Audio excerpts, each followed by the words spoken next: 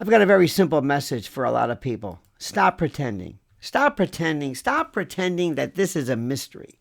Stop pretending that this is a mystery that vanished into ether. It didn't, because the story of Charlie Kirk did not end on September the 10th or 20th of 2025.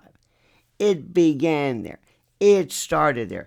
And anyone who has spent even a modicum of time examining the official narrative surrounding Tyler Robinson, surrounding the narrative, knows one thing immediately. Come on. It doesn't hold water.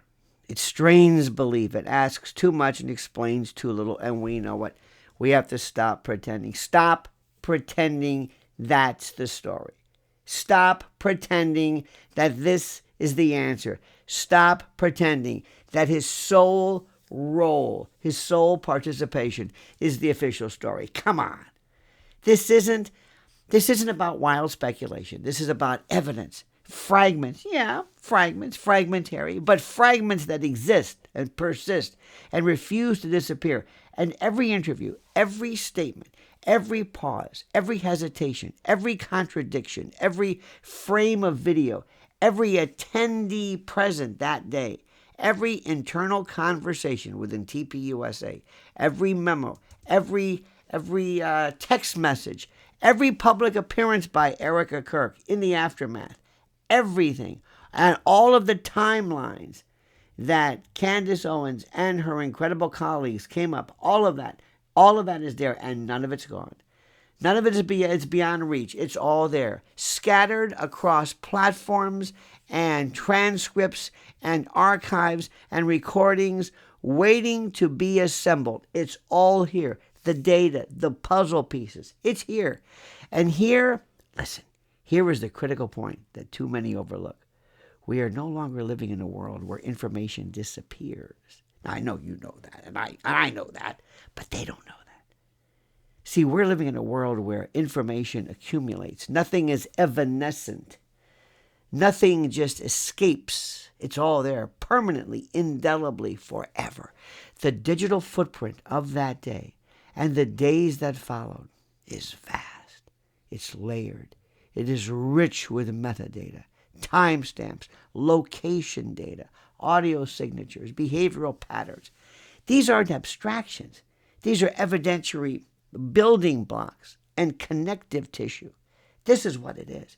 And the failure has not been a lack of information. Oh, nay. Oh. The failure has been a lack of synthesis, putting it all together, digestion, taking it all in. And it's a lot. And there's so much there. And because of the incredible work of Candace and her intrepid investigators, we have a batch, a bevy, a collection of metadata, the likes of which it's hard to even put into perspective. And traditionally, as you know, investigations depended on, limited manpower and constrained timelines and human memory. And, we don't have enough time. There's too much people, too much information, too many people to talk to. Detective pursued leads and prosecutors built cases. But now, guess what, Sparky? Now something fundamentally different is happening. Citizen investigators, independent journalists, analysts, and what you might call digital gumshoes and civilian grand juries. That's what we are right now. All of us collecting data and preserving everything. They are doing what institutions once monopolized. But only now. Only now they're doing collectively, relentlessly, and without the same constraints. As a former prosecutor, I cannot believe what we're seeing right now. I cannot believe what we're seeing right now. This is the most incredible thing in the world. And there's another aspect to it. All looming over. All collectively, I guess, encompassing this is the next phase. Artificial intelligence. Imagine a system capable of ingesting, digesting, synthesizing every available piece, every microscopic Mandelbrot fractal, every ort, every granular atomic shred, everything, every interstitial piece of data, datum, everything. It's everything that can withstand scrutiny and the usual, the rants and the raves, the epitomistic blather of people who always poo-poo everything. They don't like anything you're doing because, well, they just don't like you. And they don't like Candace, but we're not listening to them. But imagine every shred and every fiber of evidence and data related to this case is reviewed and kept forever. Every video clip, every interview, every social media post, every internal leak, every facial recognition scan of attendees present. Not just identifying faces, but mapping interactions. Who stood near whom?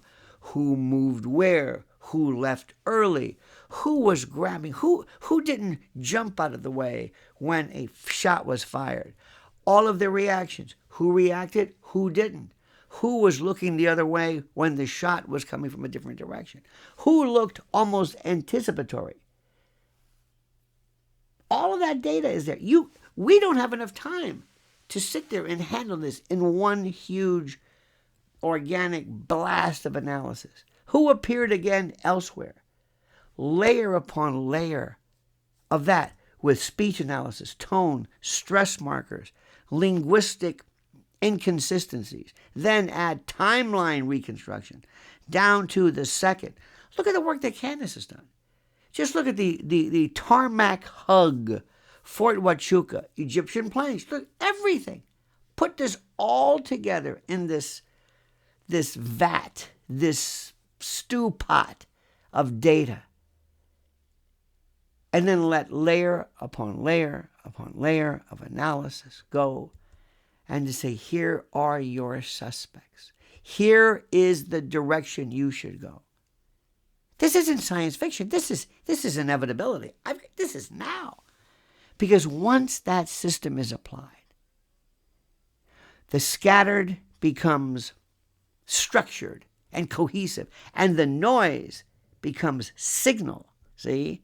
It's like taking all of that data, SETI in outer space, millions and billions of pieces of extraneous noise put together. Find me a pattern. Find me something cohesive. Find me something that could not just be random. You see, the contradictions become patterns, and patterns in any serious investigations are where truth and reality and prosecutions begin to surface. Today, prosecutors, they sit back and wait for some cold case, some breakthrough, some witness. Let's check that extract. That piece of that cigarette butt. Let's look at that again.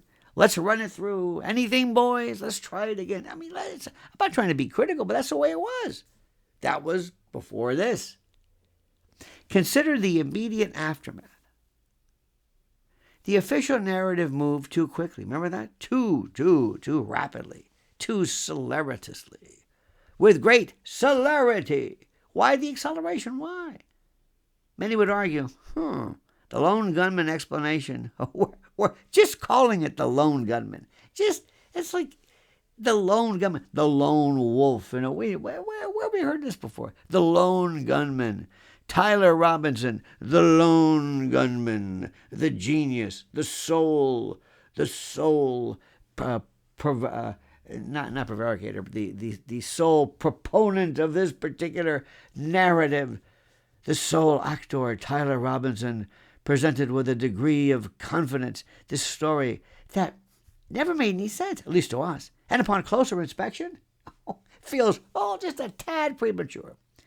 Clinical questions linger, motive, clarity, opportunity alignment, behavioral consistency. None of these categories sit at all, even remotely well or comfortably.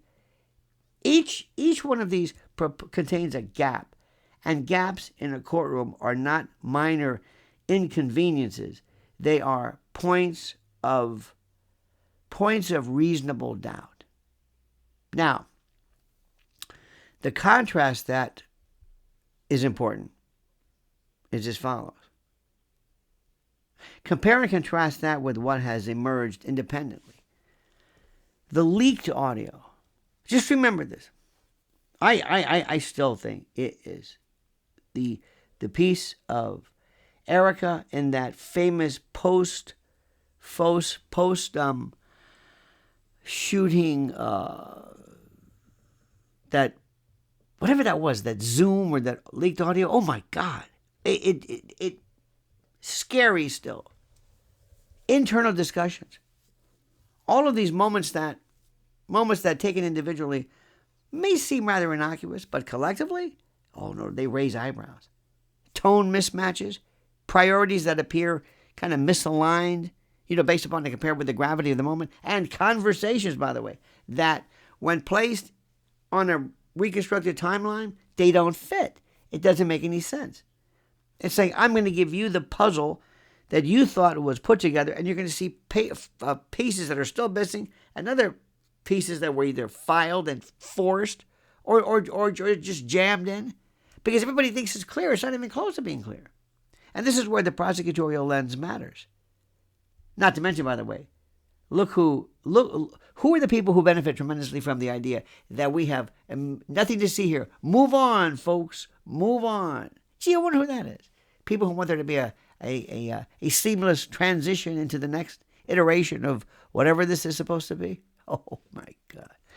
In any serious case, you don't look at evidence in isolation. You layer it.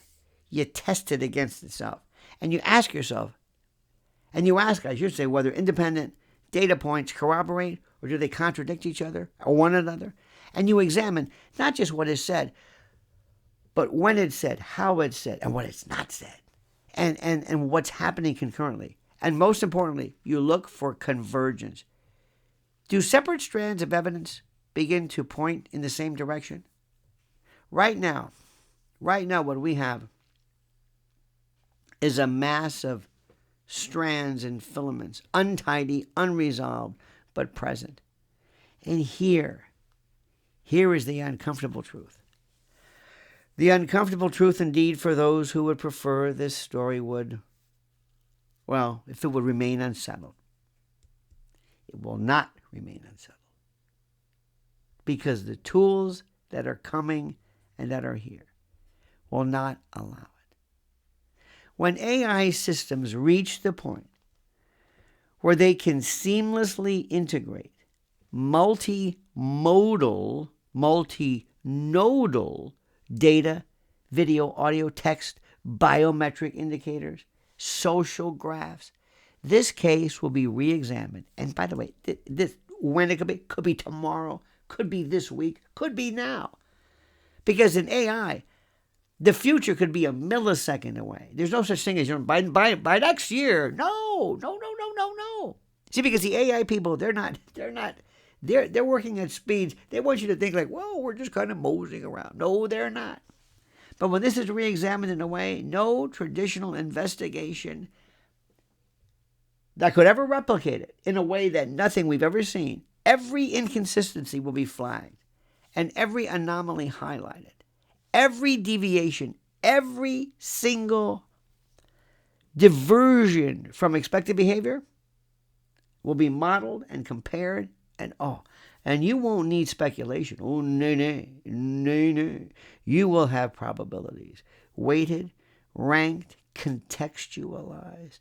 And that is where accountability enters the frame, my friend. That is where. Because patterns. You see, when patterns are established,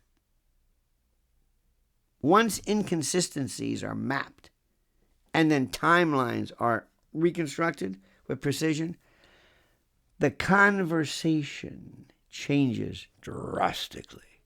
And it moves from what if to how likely, from conjecture to inference. And from noise to narrative. And remember, from noise to signal. Think about that SETI analogy. Think about all this stuff out there in the space. It doesn't make any sense, but if you put it together, you say, "Hey, we have a music here, or a song. Hey, Paul is dead. What's the frequency, Kenneth? Frequency. You know what I mean? There's a message here." And by the way, this is not about replacing investigators. Oh, no.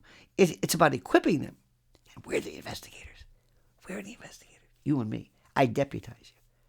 Imagine presenting a fully synthesized evidentiary matrix to the Department of Justice, to Kash Patel. Not a theory, not a rumor, but a structured, data-driven analysis highlighting points of concern, potential actors, and unresolved contradictions, with YouTube video after YouTube video of Candace and all of the intrepid and brilliant analysts who themselves have re-looked at, readdressed, refocused on what we still cannot believe was going on before our very eyes. Imagine something given to them that demands attention because it's organized, it's coherent, it's rooted and based in and on verifiable inputs. You see, that is the future of accountability. And what happens is it places a responsibility on the present. And this is credible and it's real because the data must be preserved. It must be cataloged and protected. And every interview given by and with Erica Kirk, every public statement, every clip, every internal communication that surfaces, these aren't fleeting moments. They are components, important, practical, interparticular, nodal, interstitial, whatever you want to call it, pieces of a larger evidentiary record. And we have that. And it's beautiful. And the mistake, the critical mistake, would be to dismiss them as noise. I submit they are signal. All of it makes sense. All of it. Light is composed of various wavelengths and frequencies and spectra. Voice, speech, or phonemes, morphemes, sounds, or its gutturals, pauses, bursts of air. Everything, when broken down, everything that you see is coherent. A picture of this, a clock, whatever. It's all, if you look at it, is composed of pieces that seem in and of themselves irrelevant, but put together coherently. Then you get the mechanism of truth. And the opportunity, by the way, is to recognize all of these as a piece of a puzzle that has not yet been fully assembled. Oh, my God. You know, my friend, there was a time when powerful narratives could simply outpace and overwhelm scrutiny. When time dulled questions, when public attention moved on. That time is ending. I submit that time is over. Because now the record doesn't fade, it deepens. And it's there. And the best part is, it keeps going on itself. It keeps investigating. You just set the tone, set the parameters. Hey, AI, why don't you just keep an eye on this? Okay. And you can move on doing whatever it is you do. It still does this. And depending upon which AI frequency. And then AI reviews AI. And you set the search parameters to take into account every single entry everywhere. Scour, scope, scan, review every social media entrance. Scan the transcripts of every YouTube video. I mean, it's enormous. And with each passing day, the capacity to analyze that record grows exponentially. So the question is not whether the truth is out there. No, the question is whether we are willing to assemble it. And whether, listen to me, look at me, and whether we're able to address the truth when it presents us. Because sometimes we may get an answer we may not like. Not only are the people that you think are guilty might not be guilty, but the people who you don't think are guilty are. What if somebody that you never thought was available, never thought was even possible, shows an absolute iridescent, this radiant, this refulgent glow? That's the guy. Wow. Because one day, sooner then many think the technology is going to catch up to the data. And when it does, every second of that day, every voice, every movement, every inconsistency will be laid out with a clarity, a lucidity, a pellucidity, and a limpidity that are impossible to ignore. How you like that? And at that point, the case will not be reopened by speculation. It will be reopened by evidence. Not even reopened, because we're never going to close this. And when that happens, those responsible for asking the right questions now will have done their job. And they will have preserved the record. They will have answered and ensured, rather, that anything that was lost, anything that was dismissed, everything that was forgotten is now front and center in a little box, a little bow on it. Here you go, Department of Justice. That is how justice begins. Not with certainty, but with persistence. And we are going to provide that in Charlie's name. So here, my friends, what we call the call to action.